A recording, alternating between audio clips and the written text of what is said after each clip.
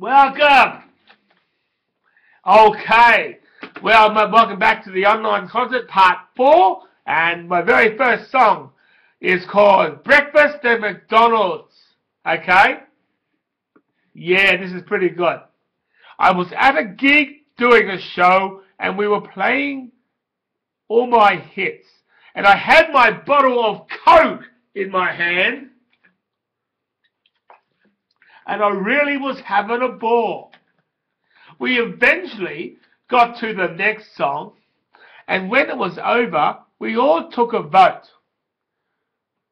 to see where is the nearest place for breakfast before we sleep all day.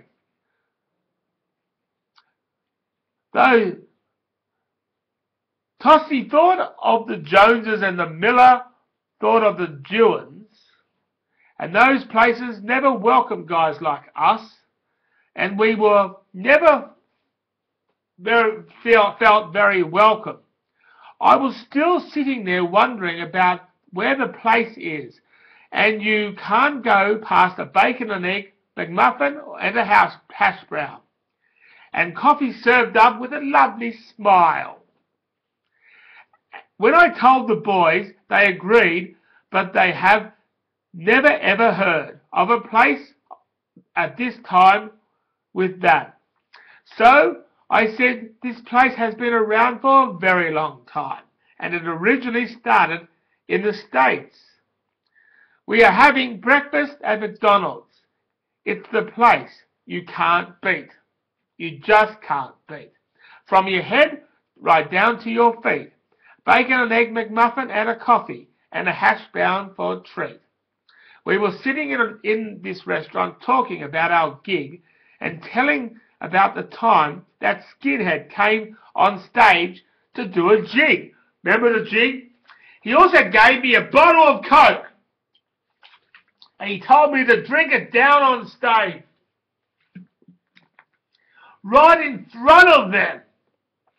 The only problem with that is that I was drunk from my bottle of scotch a few nights ago.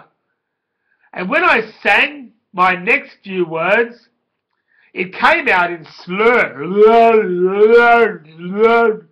And I had to take a little break. So I went off stage to get the crowd to yell. But the problem is that was not planned. I really went off to sober up a bit before I did more songs. And now I look at that and laugh over a coffee while I'm having breakfast at McDonald's. When I went back on stage, the crowd roared loudly, but I just saw a ferocious lion roaring at me, and that made me very scared. And I said to it, or really to you guys, leave me fucking alone!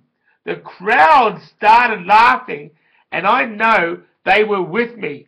But the booze made me think the opposite of what was going on. And that really made me sick. I vomited all over the girl in front. And she said, I will never wash again. And now I sit down laughing it all away. Breakfast at McDonald's. I hope you all enjoyed that. That was a song for me to get everybody interested. Okay, we're getting into the theory of it a bit more. I'm talking about the party scene. Yeah, we're getting into it. And now we're going to do Bimmy's in charge, mate. Oh, Bimmy's in charge of my life. Bimmy's in charge of her life. Oh, it's so great. I was just going to see what we're doing. So this is it. This is called Bimmy's in Charge. Now, this is probably a story. I sort of got it mainly from, we used to watch Charles in Charge as kids. Remember Chachi? Chachi? From Happy Days, he came back as Charles on Charles in Charge as a nanny, a male nanny. And I like to always look back at me being a bit like Charles, or probably, more like Adam Powell because he was the cool kid on the show. But I also remembered Charles. Let's have a look. I have a perfect family who love me very much, but there is so much more I want from life. but I can't figure out what. It could be drinking scotch on stage, or better still, a Coke. But I do that all the time. I could sing songs with a lot of shouts. Oh, hey, yeah! But that is normal too. So what can I do to make myself happy? Yeah, I know. Why didn't I say that before? I want to be a guardian for a rich person's kids, so I can stop them from being held for ransom somewhere. Yeah, that's what I want. The kids can't be naughty because I am a rock legend, and every kid liked me a lot. I'm Bimmy Jarnes, and man, I am so cool. Kids really like me, and I like the kids as well. So I got the job, and I sing, Bimmy's in charge of my house, and my kids as well love him. He'll play them hard rock instead of old stories, unless the stories of people who have bottles of scotch. He could get through one stage of one concert. Bimmy's in charge, and don't forget, he'll be in charge for life.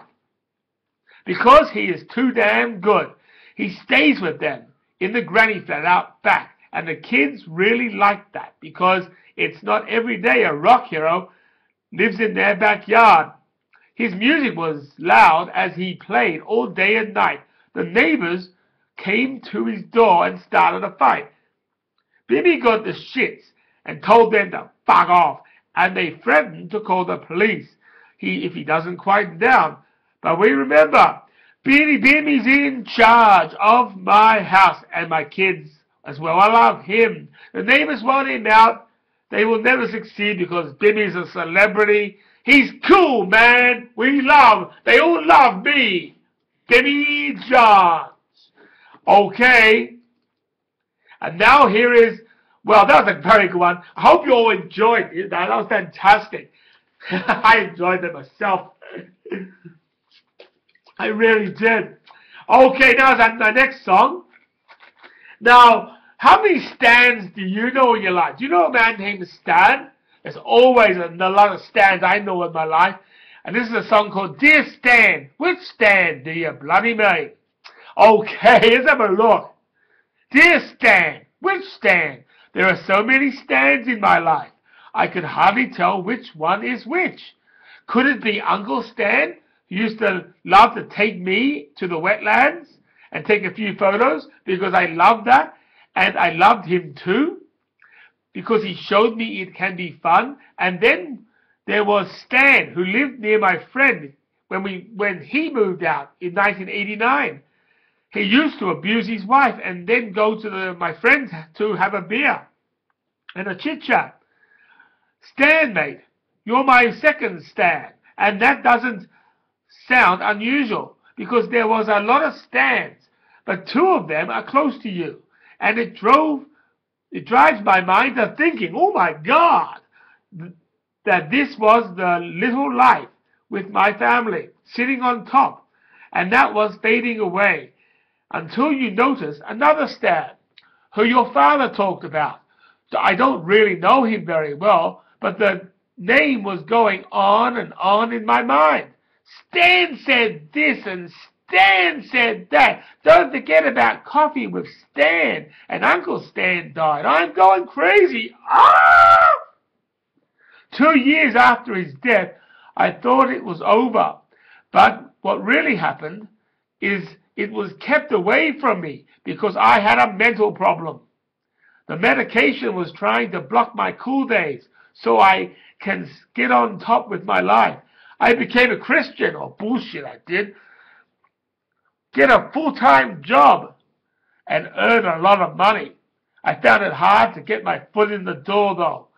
With my friends controlling my voices, Stan was still in my mind because there were so many Stans in my life. And then my father went to meet Stan and where he is living now and in Harvey Bay, and I started to think stupid thoughts. Half thinking that he was seeing all the Stans I know. I couldn't use email to even write about this, because my medication was making me grow up too flaming into the old fogey years. But it really made me more depressed because I couldn't really express myself in the way that I wanted to. And on medication after 2004, the Stan thought went away. But after a while, it all came back when I met another Stan, and it drove me crazy with his character, just like the others I know. But I decided to see it out because it certainly wasn't his fault, because he was just another Stan in a string full of Stans in my life. The Stan who lived near my friend in '89 come back into my life, went at the football and at work, and he talked to me about footy and more, which didn't worry me much at all. And then recently the karma struck down and took that Stan away, and from that day it was hard to cope because Stan was always on my mind. See, I was always going, hello Stan, to everyone at that funeral. Stan, want time for coffee? Stan, can we go to the wetlands? It sounds fun. Stan, what do you think? Who do you think will win the footy this week? Stan, here's your cup of coffee or sugar or anything else. Stan, can you stop fighting your wife and join us for a beer?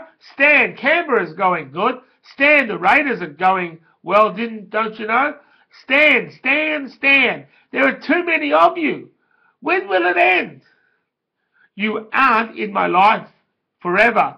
Please, don't clog up my head. I have to stop and think about the Stans in my life. The alcoholic domestic violence Stan, the Essendon Stan, my uncle Stan, and the rhyme saying, Stan, he's our man. If he can't do it, no one can. And my father's friend Stan. And the song called Stan by Eminem. Dear Stan, I hope you're feeling better, because it's good that you have been in my head all my life, making me think that I can never get rid of the name Stan. R.I.P. Stan. Rest in peace, Stan. Catch you later, Stan. Okay, that was a very good song. Now, people like it, it's pretty good. If they don't, it's cool. We're going to take a break and back for part 5 in a minute. Okay, everybody, let's get down for a bit of Stan, mate. Okay, see you later, mate. Bye-bye, mate. Catch up for part 5 in a sec.